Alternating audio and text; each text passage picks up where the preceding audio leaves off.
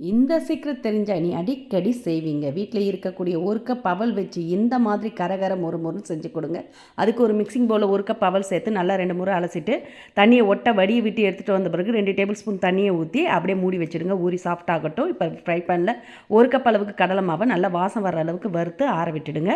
இப்போ சின்ன மிக்சர் ஜாரில் 4 வரமிளகா, 5 பூண்டு, 1 டீஸ்பூன் ஜீரகம், கருவேப்பிலை சேர்த்து கொரகொரப்பாக அரைச்சி எடுத்துகிட்டு வந்த பிறகு ஊற வச்ச அவல் எல்லாத்தையுமே சேர்த்து தண்ணி சேர்க்காமல் இது மாதிரி நல்லா ஓட்டி மைய எடுத்துக்கங்க.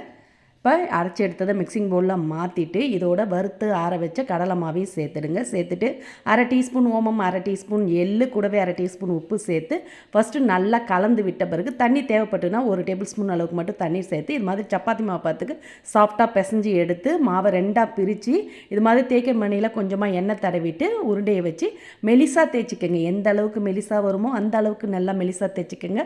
அப்போ தான் நல்லா மொறு கிறிஸ்பியாக கிடைக்கும். இப்போ தேய்ச்ச பிறகு மேலே ஸ்போக்கால் ஹோல்ட் பண்ணிக்கங்க. இப்போ வாட்டர் பாட்டில் மேல் முடி இல்லை டப்பா மேல் முடியால் இது மாதிரி ரவுண்டாக கட் பண்ணி எடுத்திங்கன்னா எல்லாம் ஒரே சைஸில் மெலிசாக கிடைக்கும்.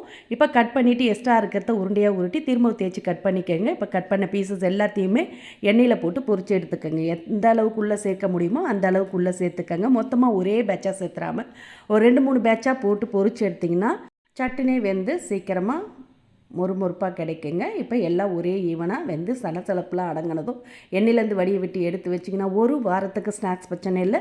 நீங்களும் இந்த கிறிஸ்பியான டிஃப்ரெண்ட்டான ஸ்நாக்ஸை கண்டிப்பாக ட்ரை பண்ணி பாருங்கள்.